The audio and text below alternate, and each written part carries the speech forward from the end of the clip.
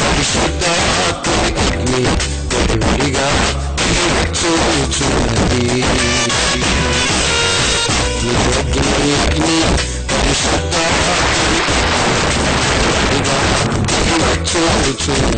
మహాగణుడును మహోన్నతుడును పరిశుద్ధుడు నిత్య నివాసైనటువంటి మన ప్రభువైన యేసుక్రీస్తు అతి పరిశుద్ధమైన నామములో ఈ ఆదరణ టీవీ వీక్షకులకు అందరికీ కూడా నా హృదయపూర్వక వందనాలు తెలియపరచుకుంటున్నాను. ఈనాటి లేఖాంశం కొరకు దయచేసి చదువుకుందాం. 100వ కీర్తన 3వ వచనం చదువుకుందాం. యెహోవాయే దేవుడని తెలుసుకొనుడి, యెహోవాయే దేవుడని తెలుసుకొనుడి, ఆయనే మనల్ని పుట్టించెను, ఆయనే మనల్ని పుట్టించెను, మనము ఆయన వారము, మనము ఆయన వారము, మనము ఆయన ప్రజలము, ఆయన మేపు గొర్రెలము, ఆయన మేపు గొర్రెలము.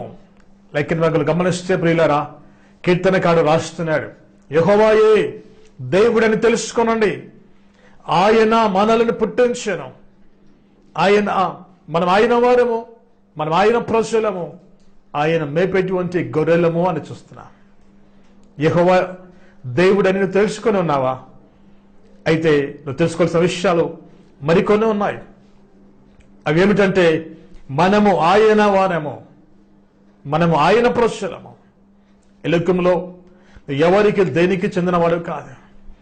ఈ లోకంలో ఏ వ్యక్తికి, లేకపోతే ఏ పార్టీకి, ఏ కులానికి, ఏ మతానికి, లేకపోతే ఏ ప్రాంతానికి, ఏ వర్గానికి, ఏ తెగకు చెందినవాడవు కాదు. నీవు ఆయన వాడవు, నీవు ఆయన ప్రజవు, ఆయన మేపేటువంటి గొర్రెవు అనే ఇక సమయంలో నువ్వు గుర్తెరగవలసిన విషయం.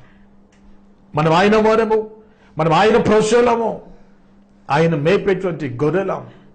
లేఖన భాగంలో గమనిస్తే నీవు ఆయన మేపేటువంటి గొర్రెవు, నువ్వు ఆయన వాడవు, ఆయన దానవు అని లేఖనంలో చూస్తున్నా.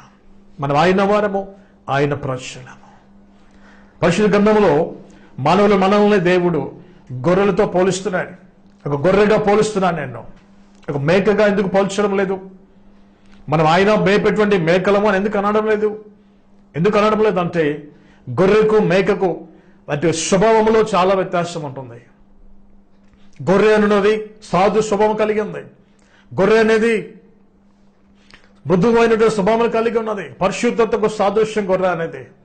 మేక అనేది దేనికి సాదృశ్యం అంటే, సాధారణంగా మన లోకంలో గమనిస్తాయి, మేక చక్కగా దారిగుండా వెళ్తున్నప్పుడు, బాటలో వెళుతున్నప్పుడు మేక అటు ఇటు చూస్తూ వెళ్తూ ఉంటది.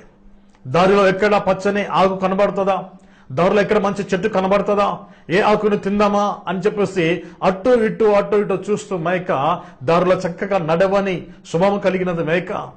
ఏది కనబడుతుంది దాని వైపు వెళ్ళడం, దానిని తినడం దాని అలవాటు. అయితే గొర్రె యొక్క స్వభావం అది కాదు. గొర్రె యొక్క స్వభావం ఏమిటంటే, కాపరి ముందుగా నడుచుచూ ఉండగా కాపరిని అనుసరిస్తూ కాపరి అడుగు జాడలో చక్కగా తల వంచుకొని వెళ్ళడం గొర్రె యొక్క స్వభావం. లేఖనములు గమనిస్తే సాధారణంగా లోకంలో గొర్రెల కాపరి గొర్రెలకు ముందుగా నడుస్తూ వెళ్తుంటాడు. మేకల కాపరి అయితే మేకలకు వెనక నడుస్తుంటాడు. గొర్రెల కాపరి ముందు నడుస్తూ ఉండగా గొర్రెలన్నీ కూడా మందంతా కూడా తల వంచుకొని గొర్రెల కాపరి అడుగులోనే అడుగు వేస్తూ చక్కగా అవి గమ్యం చేరుతాయి. మేకలు కాస్త కాపరి కర్ర పట్టుకొని మేకలకు వెనక ఉండి వీటిని కొట్టుకోవచ్చు, అటు ఇటు వెళుతూ ఉంటా వాటిని కొట్టుకుంటూ అరుస్తూ వాటిని చక్కగా మార్గంలో నడపడానికి ప్రయాసపడుతూ వాటిని తీసుకుని వెళుతూ ఉంటాడు. కాబట్టి నువ్వు కాపరిని అనుసరించాలనే దేవాది దేవుని గొర్రెతో పోలుస్తున్నాడు. నువ్వు ఆయన దానవు, ఆయన వాడవు, ఆయన మేపెట్టిన గొర్రెవు నువ్వు. కాబట్టి నువ్వు ఆయనను అనుసరించాలి, ఆయన మార్గములో నువ్వు ఉండాలి. ఆయన మార్గంలో నువ్వు ఉంటే దేవాది దేవుడు నీకు ఏమీ కొద్దువ చేయడు, ఏమీ తక్కువ చేయడు. యెషయా గ్రంథం 41వ అధ్యాయం 11వ వచనంలో గమనించినట్లయితే ఒక శ్రేష్టమైన మాటను మనకు గమనించగలం. గొర్రెల కాపరి వలె ఆయన తన మందను మేపును, తన బాహువుతో గొర్రె పిల్లలను కూర్చి రొమ్మున ఆనంచుకొని మోయును. ఆయన కాపరి వలె తన మందను మేపుతాడు, ఆయన గొర్రె పిల్లలను రొమ్మున ఆనంచుకొని మోయును అని చూస్తున్నా. ఎటువంటి శ్రమలు, ఎటువంటి ప్రయాసలు, ఎటువంటి ఆర్థిక ఇబ్బందులలో, ఎటువంటి అనారోగ్య సమస్యలతో, ఎటువంటి కుటుంబ కలహాలతో విసిగి వేసారి అలసిపోయి ఉన్నావా? దేవాది దేవుడు నేను తన భుజమున వేసుకొని నేను మోయడానికి ఆయన ఉంటున్నాడు. నువ్వు ఆయన మందులో గొర్రెగా ఉంటే, మేకలాంటి స్వభావాన్ని కలిగి ఉండక, లోకం వైపు చూసేటువంటి స్వభావం ఉండక, పాపం వైపు పరుగులెత్తే స్వభావం నువ్వు కలిగి ఉండక, గొర్రెలాంటి మృదువైన మెత్తనైన పరిశుద్ధమైన స్వభావాన్ని నువ్వు కలిగి ఉన్నట్లయితే ఆయన నీకు కాపరిగా ఉండి తన రొమ్మున నేను ఆనంచుకొని మోయడానికి ఆయన ఇష్టపడుతున్నాడు. ఎటువంటి శ్రమ, దుఃఖము, కష్టము నీకు రాకుండా, ఎటువంటి అపజయం నీకు రాకుండా దేవుడు నీకు నెమ్మదినివ్వడానికి ఆయన ఇష్టపడుతున్నాడు. 23వ కీర్తనలో మనం గమనించినట్లయితే 23 కీర్తన 1వ వచనం నుంచి 4వ వచనం వరకు మనం గమనించగలిగితే మనకందరికీ బాగా తెలిసినటువంటి వాక్య, the lord is my shepherd, యెహోవా నా కాపరి. కీర్తనకారుడు అంటున్నాడు, యెహోవా నా కాపరి, నాకు లేమి కలగదు. ఈనాడు లేమితో ఉన్నావా? యెహోవా నీకు కాపరిగా ఉన్నాడా? ఒకసారి నిన్ను ప్రశ్నించుకో. లేమితో ఎందుకున్నావు? దరిద్రతతో ఎందుకున్నావు? దినదినము నువ్వు ఎందుకు అనేకమైన సమస్యలతో కొట్టబడుతున్నావు? యెహోవా నీకు కాపరిగా ఉన్నాడా లేడా? యెహోవా మేపేటువంటి మందలో గొర్రెగానే ఉన్నావా లేవా? గొర్రెలాంటి స్వభావాన్ని కలిగి ఉన్నావా? మేక లాంటి స్వభావాన్ని కలిగి ఉన్నావా? ఈ సమయంలో నిన్ను పరిశీలించుకోవాల్సినట్లు సమయం ఆసన్నమైంది. గొర్రెలాంటి స్వభావాన్ని కలిగి ఉంటే ఆయన నీకు కాపరి, నీకు ఏ లేమి ఉండదు. లేఖనములో చూస్తే యెహోవా నా కాపరి, నాకు లేమి కలిగదు. పచ్చిక గల చోట్ల ఆయన నన్ను పరుండజేయుచున్నాడు. పచ్చిక ఎక్కడ ఉంటుందో అక్కడ ఆయన నిన్ను పరుండ చేస్తాడు. సాధారణంగా గమనిస్తే పచ్చిక గల చోట్ల కాపరి గొర్రెలను మేపుతాడు. కానీ లేఖనములు కీర్తనకారుడు అంటున్నాడు, పచ్చిక గల చోట్ల ఆయనను పరుండ చేయుచున్నాడు. పరుండ చేయడం అంటే ఏంటంటే, నీకు ఎక్కడ సమృద్ధి ఉంటుందో అక్కడ నువ్వు నివసిస్తావు, పడుకుంటావు, లేస్తావు, తింటావు, తిరిగి పడుకుంటావు. దానికోసం దీనికోసం ఆహారం కోసం, అక్కర్ల కోసం వారి చుట్టూ వీరి చుట్టూ దాని చుట్టూ దీని చుట్టూ తిరగవలసిన అవసరం లేదు. నువ్వు ప్రయాసపడవలసిన అవసరం లేదు. నువ్వు ఎక్కడైతే ఉంటావో అక్కడే నీకు సమృద్ధిని ఇస్తాడు. నువ్వు నెమ్మది కలిగి జీవించవచ్చు. 127వ కీర్తన 2వ వచనం గమనించగలుగుతాయి. మీరు వేకువని లేచి చాలా రాత్రి అయిన తర్వాత పండుకోవచ్చు, మీ కష్టార్జితమైన ఆహారములు తినచుండటం వ్యర్థం. తన ప్రియులు నిద్రించుచు ఉండగా ఆయన వారికి ఇచ్చుచున్నాడు. తన ప్రియులు తనకెవరైతే ప్రియంగా ఉంటున్నారో, తన మందలో తనకిష్టమైన గొర్రెగా, తన వెంబడించి గొర్రెగా, తన అడుగు జాడలలో అడుగు వేసిన గొర్రెగా ఎవరైతే ఉంటున్నారో, తన ప్రియులు నిద్రిస్తూ ఉండగా ఆయన వారికి ఇస్తూ ఉన్నాడు.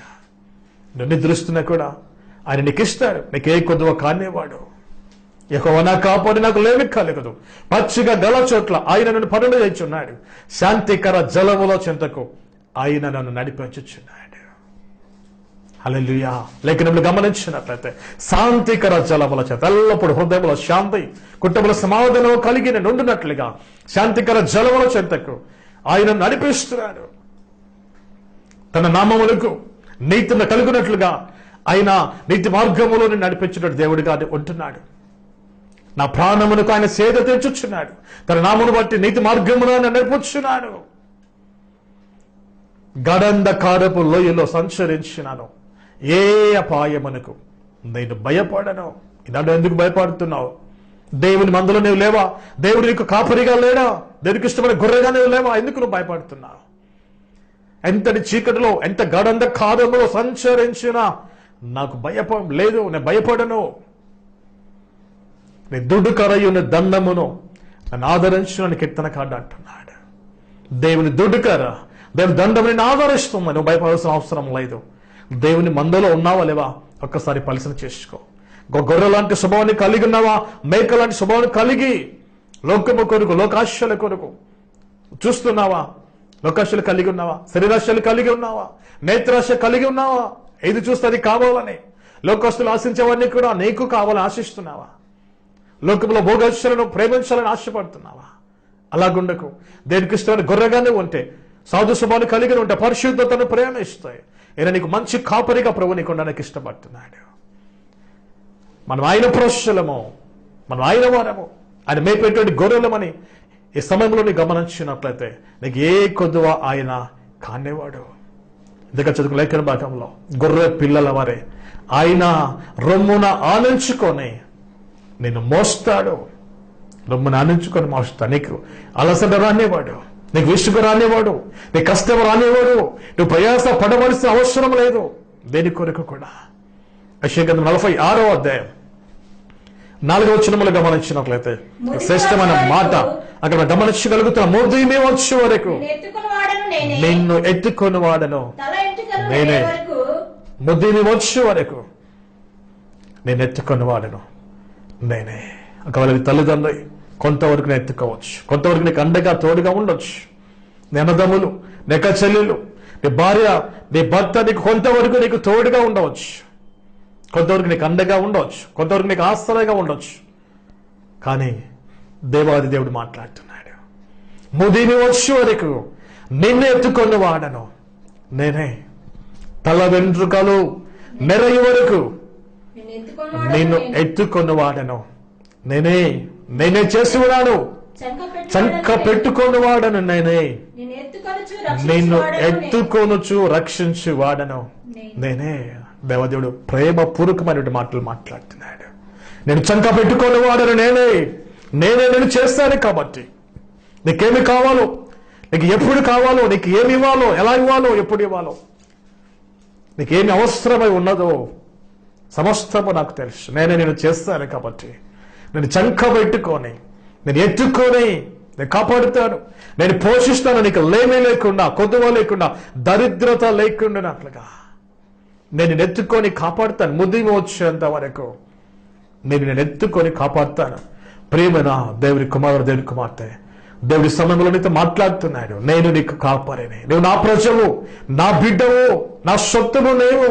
నా మందులో ఉండు, నా జీవాహారమును భోజించు, నా మందులో ఉండు.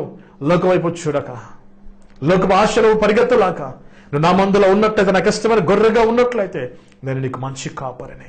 యోహాను రాసిన సువార్త 10వ అధ్యాయం 11వ వచనములు గమనించినట్లయితే యేసుక్రీస్తు ప్రభువారు చక్కని మాట, నేను గొర్రెలకు మంచి కాపరిని. మంచి కాపరి గొర్రెల కొరకు ఏం పెడతాడు? తన ప్రాణాన్ని పెడతాడు. మంచి కాపరి గొర్రెల కొరకు తన ప్రాణాన్ని పెడతాడు. నేను గొర్రెలకు మంచి కాపరిని. యేసుక్రీస్తు ప్రభువారు సిలువలో మరణించక మునుపు ఆయన ఇస్తున్న స్టేట్మెంట్, ఆయన చెప్తున్న మాట, నేను గొర్రెలకు మంచి కాపరిని. మంచి కాపరి, హీఈస్ ద గుడ్ షెపర్డ్. ఆయన మంచి కాపరి. మంచి కాపరి నీకు కొద్దువక అనేవాడు. ప్రేమ దేవుని కుమార్తె, నువ్వు కొద్దువతో, కొరతతో ఏమాత్రము దుఃఖించవలసిన అవసరం లేదు. ఇంకెంత మాత్రము నువ్వు దరిద్రత కలిగి ఉండడానికి అవకాశం లేదు. నీ దరిద్రత ఆయన భరించాడు, నీ రోగాలన్నీ ఆయన భరించాడు, నీ వ్యసనములన్నీ ఆయన సహించాడు. ఆయన మంచి కాపరిగా నీకు ముందుగా నడుచుచూ ఉండగా, ఆయన అనుసరించి నువ్వు నడిచినట్లయితే ఆయన నెమ్మది కలిగిన, సమాధానకరమైన, సమృద్ధి కలిగినటువంటి మార్గంలో ఆయనని నడపడానికి ఇష్టపడుతున్నాడు. నేను గొర్రెలకు మంచి కాపరిని. మంచి కాపరి అయినటువంటి వాడు గొర్రెల కొరకు తన ప్రాణాన్ని పెడతాడు. ఇశ్రాయేలు దేశంలో గమనిస్తాయి, అక్కడ గొర్రెల దొడ్లు ఉంటాయి. ఆ గొర్రెల దొడ్డికి ముందు గేటు ఉండదంట, గేటు ఉండదు. అక్కడ గేటు దగ్గర ఆ గొర్రెల కాపరి ఏం చేస్తాడంటే రాత్రంతా కూడా ఆ గేటు దగ్గర పడుకుంటాడు. దానికి ఒక గేటు ఉండదు, రాత్రంతా అక్కడ పడుకుంటాడు. ఆ గొర్రెలను సమీపించాలంటే ఏదైనా క్రూర మృగము కానీ, ఎవరైనా వ్యక్తులు కానీ వాటిని సమీపించి వాటికి హాని కలిగించాలంటే మొట్టమొదటిగా ఆ కాపరికి హాని కలిగించి వాటి దగ్గరికి వెళ్ళవలసి వస్తుంది. కాబట్టి కాపరి ఆ ద్వారము దగ్గర అలాగే రాత్రంతా పడుకొని ఉంటాడంట. నీకోసం, నా కోసం యేసుక్రీస్తు ప్రభువారు ప్రాణము పెట్టిన కాపరి, మంచి కాపరి. ఆయన కాపరత్వంలో ఉండు, ఆయన మందలో ఉండు, గొర్రెలాంటి స్వభావాన్ని కలిగి ఉండు. దేవుడు నిన్ను చక్కని మార్గంలో నడిపిస్తాడు, శాంతికరమైన మార్గంలో నడిపిస్తాడు, నీకు సమృద్ధిని ఇస్తూ నడిపిస్తాడు, విజయ పథములని నడిపిస్తాడు. ఆయనకి ఇష్టమైన గొర్రెగా నువ్వు ఉన్నట్లయితే దేవుడు నీకు ఏమీ కొద్దువ చేయడు. ఆయన మాట్లాడుతున్నాడు, నేను గొర్రెలకు మంచి కాపరిని. అలాగనే యోహాను రాసిన సువార్త 15వ అధ్యాయం 7వ వచనములో మనం గమనించినట్లయితే చక్కని మాట మనం అక్కడ గమనించగలం. చదువుకుందాం. నా యందు మీరును మీ యందు నా మాటలను నిలిచి ఉండిన ఎడల మీకేది ఇష్టమో అడగండి, అది మీకు అనుగ్రహించబడిన. నా యందు మీరుండండి, మీ యందు నా మాటలు నిలిచి ఉండాలి. You must avoid in my words must be in your heart.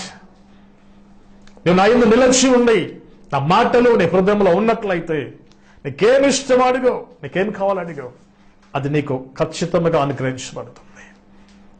నా యందు మీరును, మీ యందు నా మాటలను, మీరు నా యందు ఉండాలి, నా గుంపులో ఉండాలి, నా మందులో ఉండాలి, నన్ను అనుసరించాలి. లోకముని కాదు, అపవాదిని కాదు, లోకస్తులని కాదు, నీ స్నేహితులని, బంధువులని కాదు.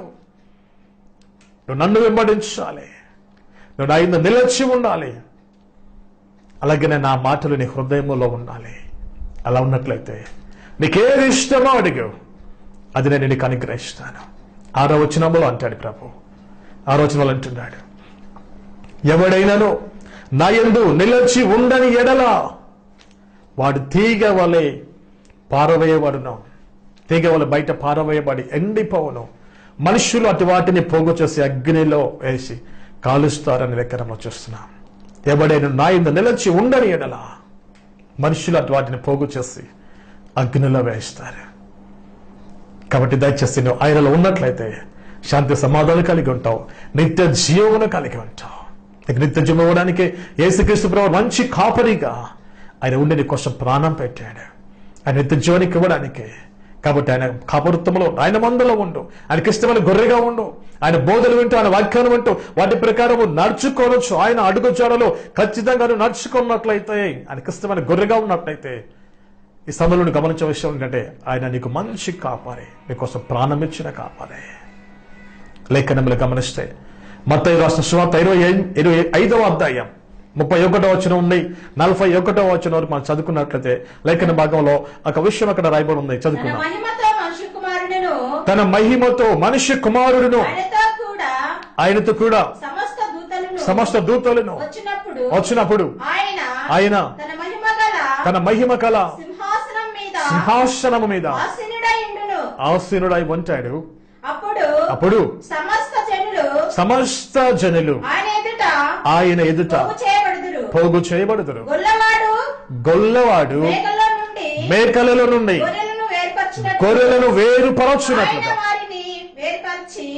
ఆయన వారిని వేరుపరచి తన కుడి వైపున గొర్రెలను ఎడమ వైపున మేకలను నిలవబెట్టును. లేఖనంలో గమనించినట్లయితే యేసుక్రీస్తు ప్రభువారు తన మహిమతో కూడా సమస్త దూతలతో కూడా ఆయన దిగవచ్చు సమయంలో ఆయన తన మహిమ గల సింహాసనం మీద కూర్చొని ఉంటాడు.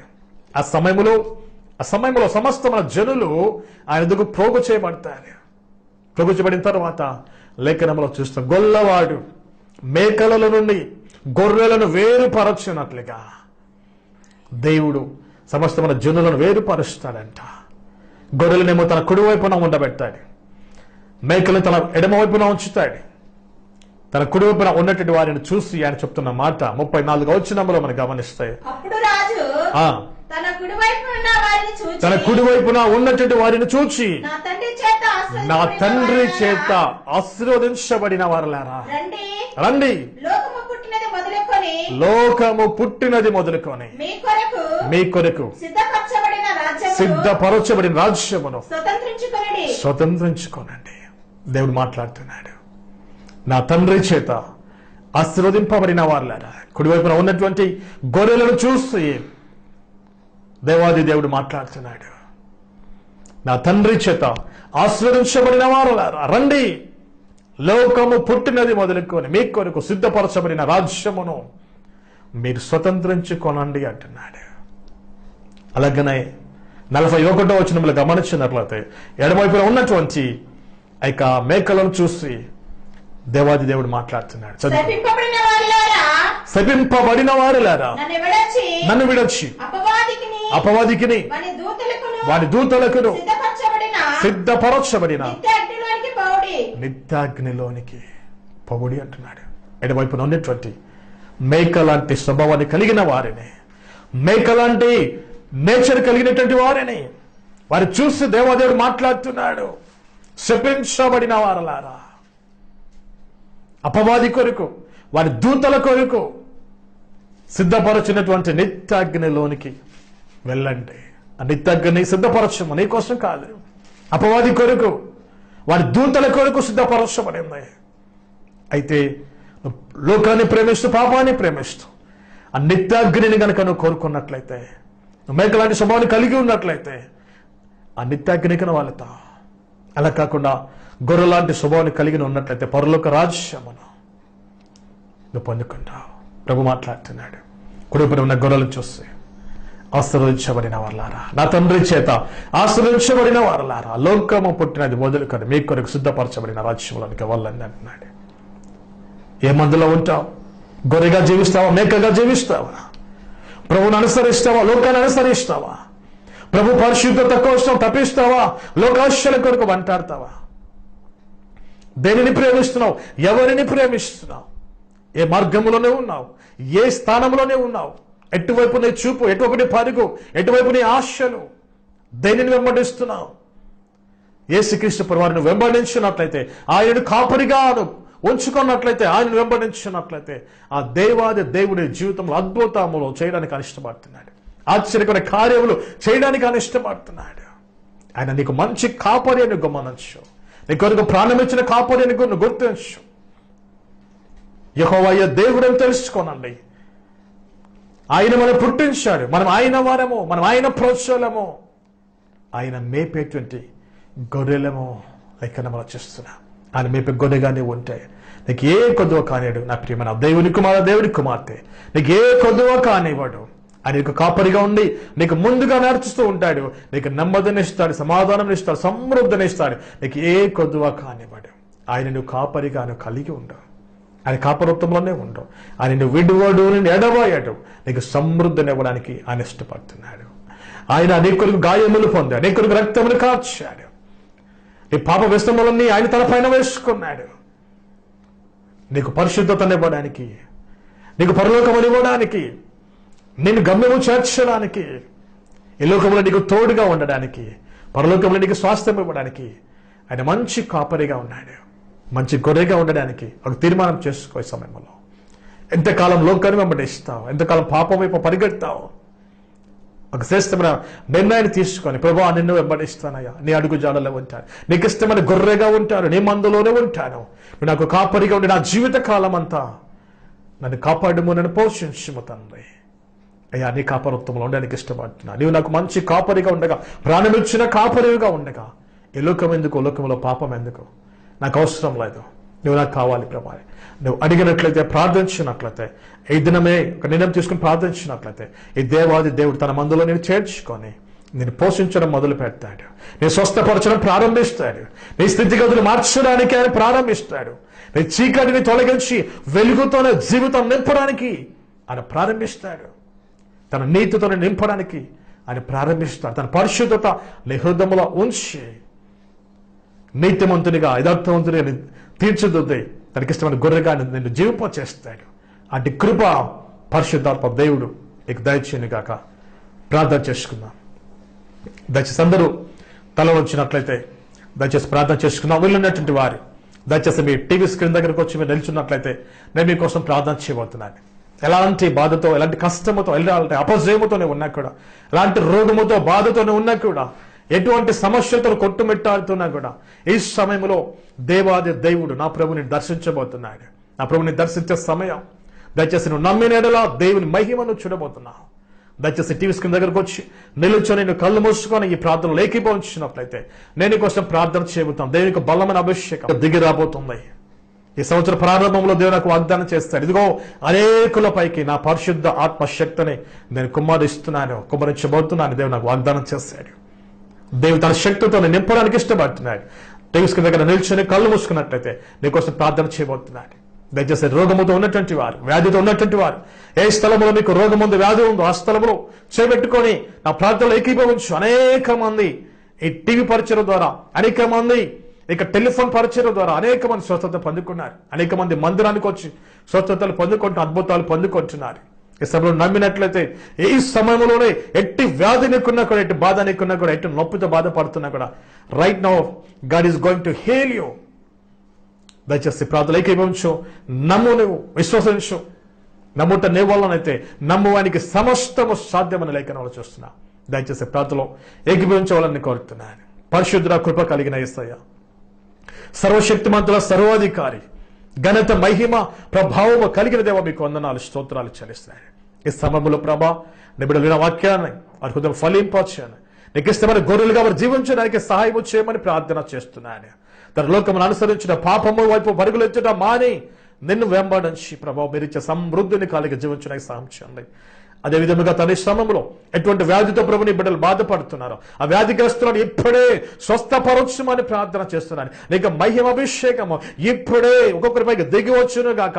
Right now lord touch the mighty power and heal from sickness lord.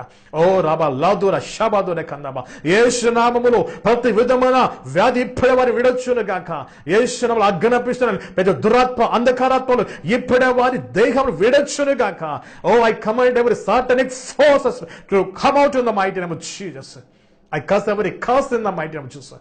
Lo razaba shula kandaraba ప్రతి విధమైన వ్యాధిని ఇప్పుడు బయటకు రమ్మని జ్ఞాపిస్తుంది. నీ బిడ్డలు స్వస్థత పొందుకుందురుగాక. నీ బిడ్డలకు ఇప్పుడే విడుదల ప్రకటిస్తూ ఉండగా ప్రభు నీ బిడ్డ విడిపించండి. ప్రతి బంధకాల నుంచి, ప్రతి నెల సమస్యల నుండి, ప్రతి వేదల నుంచి నీ బిడ్డలకు ఇప్పుడే శాంతి సమాధానంతో నీ బిడ్డలు నింపబడుదురుగాక. షూ లాబాదూర కన్నామా నీ మహిమాభిషేకం నీ బిడ్డకి దిగొచ్చును గాక. నీ బిడ్డ తాకునుగాక. ప్రభానికి శక్తితో తాక నింపాని తను మీకు వందనాములు తండ్రి.